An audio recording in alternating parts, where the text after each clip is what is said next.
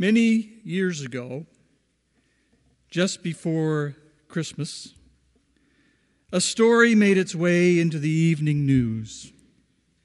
It was an interview with a young woman whom they called Mary, not her real name, to maintain her anonymity. And during the interview, the camera was kept focused the whole time directly onto one lit candle. When she began to recount the story of her life and ultimately her journey into poverty, it was heartbreaking to hear what had happened, but especially at the end of this interview when it was revealed that this one candle was her only source of light and heat. I can only pray that those who met her through this encounter provided her with the support she so desperately needed. Now, this story touched the hearts of thousands of people in this province who voiced their disbelief. How was this possible? How could we actually have people living in our own communities under such circumstances? Whether we choose to see it or not to, the reality is that it exists. In today's gospel, we hear Jesus speaking to his disciples about suffering and that change is coming. Change. It is part of the human experience, and no matter how much we want it or don't, it affects us, either in a positive or a negative way. It can be a loss of what is comfortable or safe, and when the sun is darkened and the moon will not give its light, how do we find our way? That's when we can even ask, where is God? Why is this happening? Jesus reminds us that just as the fig tree puts forth its leaves, you know that summer is near. And we know that he is near even in our darkest moments. He never abandons us. Jesus came down from heaven to save and redeem us, but he also came to teach us how to love one another.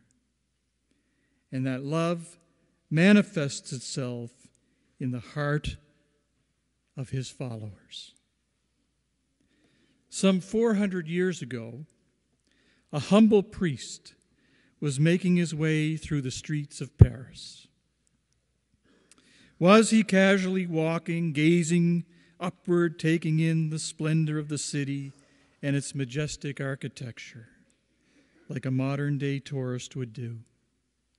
Or was he in awe of all the city had to offer? Vincent de Paul had his eyes focused elsewhere, not up to those sights and lights, but at ground level. There he saw the extreme conditions of the many, the poor, the abandoned, the vulnerable. But each person had one thing in common. In each, he saw the face of Christ. And from there, he would make it his life's mission to work towards an end to their suffering and to give people the dignity that they deserved. Almost 200 years later, a student by the name of Friedrich Ozanam, an author who became a lawyer and was a student of the Sorbonne, also walked the streets of Paris, perhaps even the same streets. He was deeply affected by what he witnessed in society, a climate of economic upheaval and a growing disdain for the church. During a heated debate with another student who professed to be an atheist, Friedrich was questioned as to what the church was doing. "Show us your works, and we will believe. Where is your Catholicity?" the atheist said. The challenge was out. Ozanam vowed to make a difference and went on to establish the Society of St. Vincent de Paul, whose mission is to live the gospel message by serving Christ in the poor, with love, respect, justice, and joy.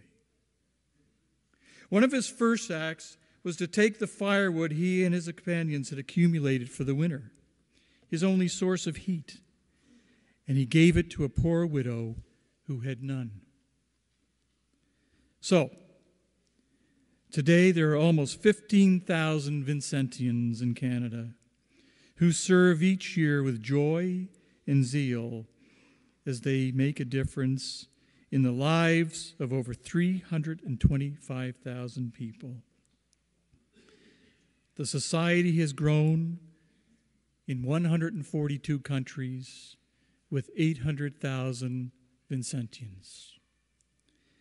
And here in our own parish community, the Society of St. Vincent de Paul works tirelessly. Ordinary, humble parishioners who do extraordinary things. So today we come together on this, the Second World Day of the Poor. And as Pope Francis said, "The Lord listens to the poor. He listens to those who are downtrodden in their dignity and yet have the strength to look up in order to receive light and comfort." Let us all keep them always in our prayers. And we can start today. God of justice, open our eyes to see you in the face of the poor. Open our ears to hear you in the cries of the exploited. Open our mouths to defend you in the public squares as well as in private deeds. And remind us that what we do to the least ones, we do to you. Amen.